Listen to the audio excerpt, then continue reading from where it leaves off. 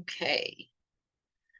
All right. Let me do one more thing and then we'll get started. Oh, how did I do that? Let me see here. Hold on. Okay. All right. So we're going to get started. I am going to have this up available for you guys to use and share later too. So tonight I'm going to give you guys some tips and tricks and stuff like that for social media and building your business on social media. I obviously did that most of the way for my business. And you guys are on social media, so you know how to use it. So I'm not going to go into any of that. If you have any questions about that kind of stuff, let me know. Basically, I just went through my social media profiles, and as I'm always doing, and kind of just doing an inventory of what's working and things like that. So tonight I'm hoping to just give you some ideas that maybe you haven't tried, or just kind of confirm some things that you're doing to stick with them. But also I want to give you a little checklist to kind of keep you on track, because showing up consistently, showing up authentically, those are magic. Those are where it's at. Hey, puppers. Sorry about that, guys. I don't know what we're gonna do here. I got a bunch of toddler puppers. So what I want to do is kind of just go through some of the things that you should be doing, and basically just a rundown of how you're doing them. So that way, if somebody hasn't done them before, they'll have that. One sec. Sorry, guys. Hey. Okay, that's enough. They're fighting over a bone. Maybe I should have given you guys a promote. Okay, so the one thing I will say before we get into all of that is that if you aren't building your business on social media and you're bigger on, okay, thank you, Haley. Good to know. So if you're bigger in in-person events, like you're doing vendor events or you're doing in-person classes or things like that, I will say that there is obviously value in doing both if you can. And it doesn't have to take a lot of time. So that's why I'm going to give you a checklist tonight. And actually, I don't have, I'll post a graphic in our group, but you can jot them down tonight too if you want. So because when I was building on social media in the beginning, I started out obviously building most of my business on social media, but then I actually started doing a lot in person as well. I tried vendor events, or I did vendor events. I did classes in person and stuff like that. And so there are bonuses and pluses and pros and cons to each side of them. And so if you're just doing both of them, basically, you're going to get the benefits of sharing online, sharing on social media, and then sharing in person as well. So I really do believe that there's value in doing both of them, and it doesn't have to take a lot of time. So I'm going to go through that with you, but I will say too, another thing is, it took me a long time to go onto Instagram. I was really big on Facebook for the longest time. And that was where I was focusing on building up my following on Facebook. And I really spent a lot of time focusing on that. And it was good, and it is good. But I kind of came into the Instagram game late. And I will say, even coming into it late, it has been extremely valuable for building up my business and gaining new community members and new customers. So I will say that even if you're on there, but you haven't utilized it well, it's really, really worth it, in my opinion. So, I mean, that's how I actually got one of my diamond legs, was from hopping on Instagram. And it was somebody who had followed me on Facebook, but got off of Facebook. And she had found me when I got back on Instagram. And then she had signed up Jackie, who is one of my platinums now. So anyway, so you just never know who's gonna find you. And I've actually had most of my customers come to me through Instagram now. So even though I don't have as many people following me there as I do on my Facebook page. So just to say, give it a shot. I'm gonna give you some tips tonight. So I actually wonder if I can do a screen share from my phone. I'm going to see if I can do a screen share from my phone, because I took a couple of screenshots of some like just things, stats and stuff. So let me see how I can do this real quick here. I don't know if this will work. I actually had it on my computer, but now I don't. Okay, so I'm gonna see if it'll let me do a screen share to my pictures. And some of you see I'm still learning.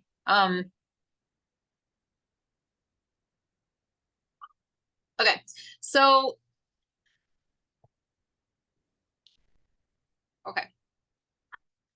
So here's one of them I want to share with you. Can you guys see this okay? Hopefully it's working. Let me know if it's not. Otherwise I'll post pictures in our group. So this is the most active times that I pulled from my Instagram insights.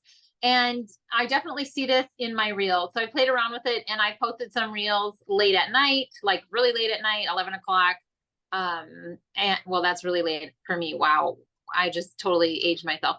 And then I've tried other times of the day, and I do notice very much that the interaction and things like that with the posts definitely it does have an impact on them based on what time I do post it. So I think this is going to be pretty standard for maybe people. It depends on, your generation. Maybe this is just standard for Gen Xers. I don't know. But I think I might be wrong, but I think you can only have these insights available if you do a business or whatever Instagram, not just like a personal one. So even though mine is my personal name and things like that, it's a business Instagram. So hopefully you guys can see this. And then I'm going to show you another one. So the goal, obviously, with social media is partly to continue expanding our network and our market. So that means we need to be reaching new people all of the time. So you can see here that 30% of the interactions, impressions, and things like that were I think this was from last week, were from non-followers. And I'm going to tell you how to do that as well. And that's one of the things that we can do really well on social media, is just continue expanding our market. I'm going to give you some tips for that as well. Are you guys with me still? Can you see this? Let me know in the chats if you can see my pictures that I'm posting. Let's see here. Do I have another one? Okay. So this one I thought might be helpful if you want to. Awesome. Thank you so much, you guys. If you want to keep a screenshot of this, when I'm doing really good on my Facebook page, this is from Facebook, but obviously it applies to both. They'll be like, hey, you're doing really well. You've had lots of interaction and stuff like that. And then they give me some more tips and stuff too. So I just wanted to share this with you guys to take a screenshot of it. And this is stuff that I'm going to be talking about for our social media checklist too, but just thought it was helpful. And so this is fun too, because it shows that I'm reaching new people. And that is one of my biggest goals. That is one of our biggest goals in building our business, is continually expanding our network. So let me see here. So with that, because, a lot of times what happens is, we build our business really in the beginning, we're signing up all the people we know, all the people that follow us and things like that. And then we run out of people in that warm market. And so this is the cold market, where I'm continually getting new followers, new people engaged. And that's how, after doing this for, how long have I been doing this? 11, 12 years. That's how I'm getting new customers still every month, is by doing that. So that's how we keep that going. Okay, so that said, I want to give you a little bit of a social media checklist. And so these are just some things to kind of put down on a piece of paper and say, it's really, really, really simple. So if you're doing classes, in-person get-togethers, those free experiences from the Make a Shift Systems stuff, this is not going to add a bunch of time onto your daily, weekly schedule. So I just want to encourage you in that. It's definitely worth it. And if you have any questions about any of the stuff on the checklist as I'm going through them, let me know if I need to just briefly explain how to do that, or if I need to go more in depth on another Zoom for that. So if you guys saw on Facebook, I did the Make a Move challenge that was part of the new materials from Young Living. I just wanted to play around with it and see how it was, and see what it was like, see what it did. I did it on my personal page as an event because there's a lot of stupid stuff in trying to get an event on a business page or a, that kind of page on Facebook. So I did it as a personal event, and I just made it open to the public. So basically all I did for the Make a Move challenge was I sat down one day. I do this on the weekends. Sunday's my favorite day to do it because I love to just chill on my couch with my laptop and have a movie playing, have the curtains drawn, and just have my quiet time. My boys aren't there. So basically I just went through all of the stuff that Young Living already gave us with that whole package, the Make a Move challenge. And I just downloaded everything and I just scheduled all of the posts, all that one day. I didn't do any work for that besides loving people's comments the rest of the week for that. So last week there were posts twice a day in that events page ongoing, and I wasn't doing any of it because I had sat down one day and created all of those posts and scheduled them all out. And so all of the Make a Move challenge posts in the events page were scheduled out on Sunday, the day before it started. And then the rest of the week, I was freed up to do these other business tasks. So that might work for you. That might not work for you, but, just kind of finding what works for you. But it just helped me get my mind really like in order with all of the posts and things like that. And I knew that, during the week, something might come up and I would forget to post. And it was a challenge that there were daily things for. So I needed to make sure that all of those daily posts were posted. So for me, the best way to succeed at that was to just sit down one day and schedule all of the posts for the entire week. So that would be once a week or every other week. So once a week or every other week, have a virtual online class challenge, something like that. If it's something that Young Living already has done, you can take one day a week and you can do that twice a month even, and just have that event done and scheduled and set up. And then you just pop in there when you can and reply or like the comments and things like that. So that's your first checklist item for social media sharing is, twice a month or once a week, have a class or event. So sometimes that's also going to be a Zoom. I did the Zoom last night is it Monday only? Yeah. Last night on the Young Living business. And so basically I had just scheduled that out. I look at my calendar the month before or at the end of a month and say, for the next month, what classes am I going to put on the calendar? And I usually do 2 a month for my big page, my big public page. And that was one of them. And basically I did not have the stuff done for that until the day before or the day of, because I need deadlines. Otherwise I'm not going to do anything. So I give myself that deadline and then I get it done last minute and I show up. So that's, your classes can be scheduled as an event, and it can be a post type class where they're just posts, or it can be a Zoom, but you can do that, twice a month and get some great results. The next social media checklist is daily post at least, I would say 5 stories. They say 3 to 5 stories, but I like doing 5 or more stories. And I always do a mix of personal and product stories. So that might be something just funny that I found or saw or whatever that's very personal, or just a cute picture of my puppies or whatever it is, my animals, something, a video, mixed in with all of the product stuff. So it's not just all product stuff. But when I'm doing product stuff, what I found to be more productive is if you have a mix of showing your face and some of the other stuff, like the resources we have on Life Steps app and things like that.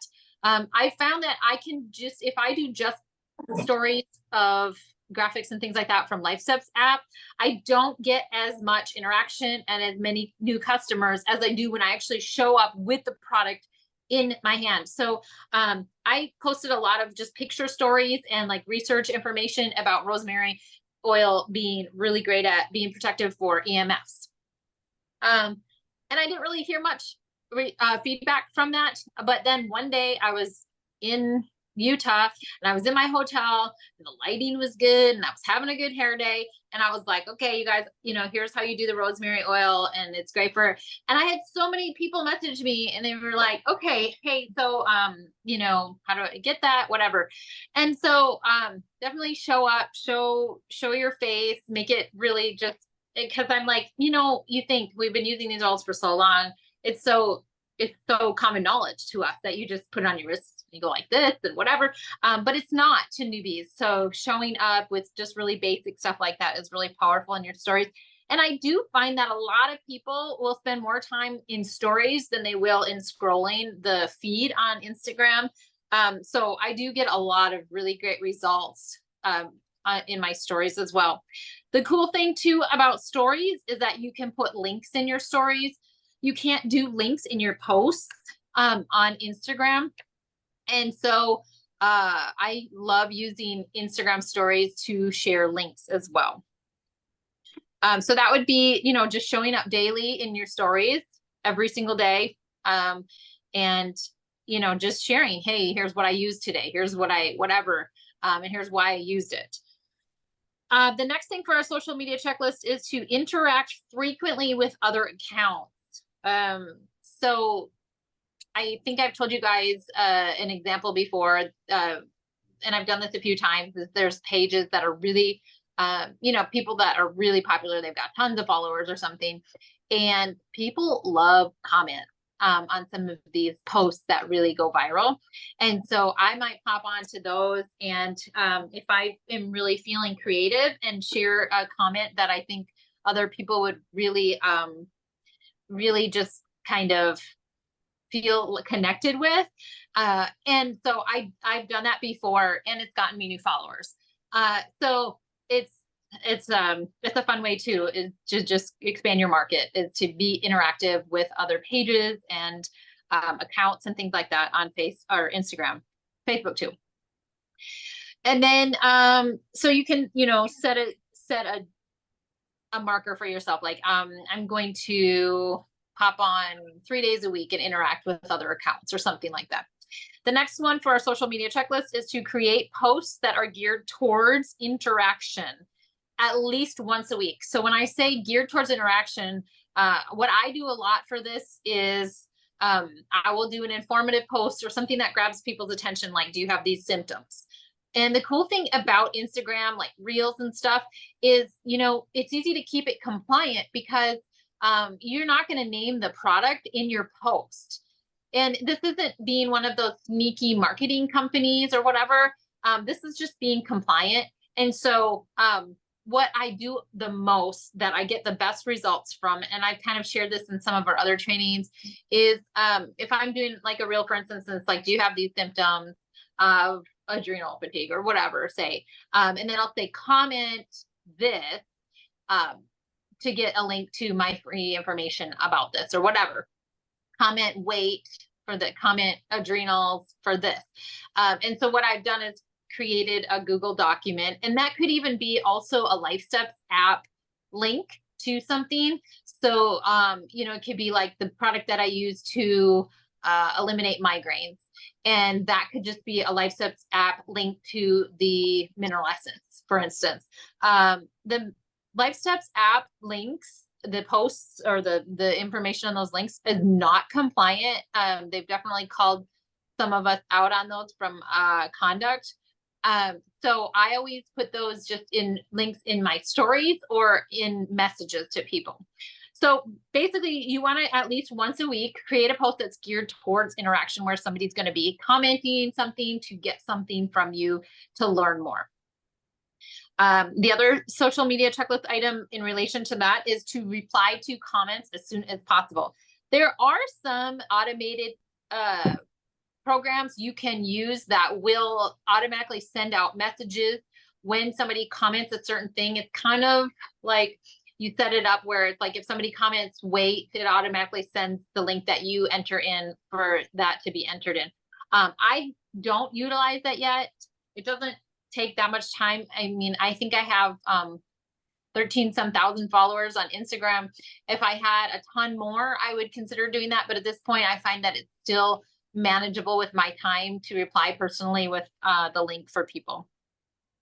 And then the last thing I have on your social media checklist is to do a mix of reels, carousels, and just regular posts. So carousels I like because, I mean, I think you like them too, because if you're on Instagram and, you know, the first picture page grabs your attention, then you're going to scroll through each picture to read more. And we do that a lot. And you can go to Canva. Canva is my favorite because there's a lot of free templates for posts, for carousels, for all that kind of stuff, for stories. So many free things you can do on there. And I actually do the Canva Pro, which I think is like $9 a month or something, and it's so worth it. But you can go to Canva and type up like carousel, and you can use a template in there to create your own carousels. So you can look at my Instagram and see some of them that I've done and just kind of what that looks like. The first is going to be really grabbing so that people will want to scroll through and read them. And, you know, they say that on Instagram, it has to be entertaining, educational, or I don't know what's the other one, inspiring or something like that. So educational and in carousel posts are really great for your educational type posts. Let me think here. If you are kind of just new to Reels, just play around with that. And I will say, one of the things I want to say about Reels is just put stuff out there and learn as you go with Reels. Watch as you're doing it and seeing what's getting interaction and what's not, because that's telling you who your audience is and what they want to see. And at the same time, you never know what Instagram is going to boost up, and it's going to go insanely viral. One reel that I did doubled my followers. It went from 6,000, well, more than doubled it. We went from just under 6,000 to like 13,500 from one reel that went viral, and it hit 2.9 million people.